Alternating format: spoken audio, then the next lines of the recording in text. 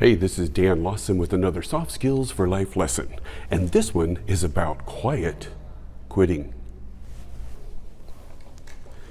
I'm here at the Ashland University College of Business, and I'm thinking about these graduates and what kind of workplace they're going to be going into.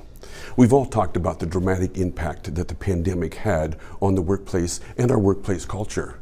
People went home for 2 years. They worked remote, and consequently, they're beginning to reevaluate the kind of work they're doing, the quality of the work they're doing, the value of the work they're doing, and more importantly, they're beginning to reevaluate the quality of life.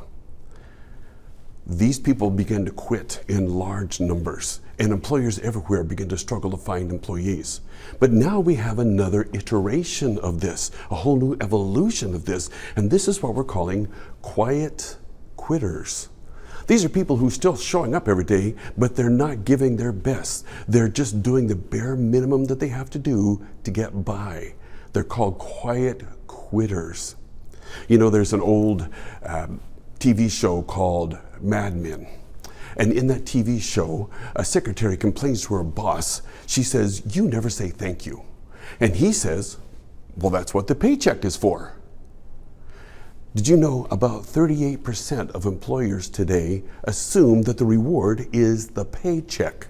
In other words, for decades, we may have been getting it wrong because we entered into these contractual agreements with our employees. In other words, you do the work, you get paid.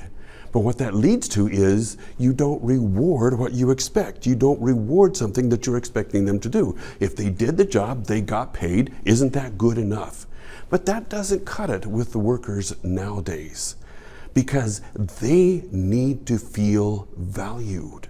They need to feel appreciated. They need to feel respected. They need to feel that they're doing something significant and that has worth.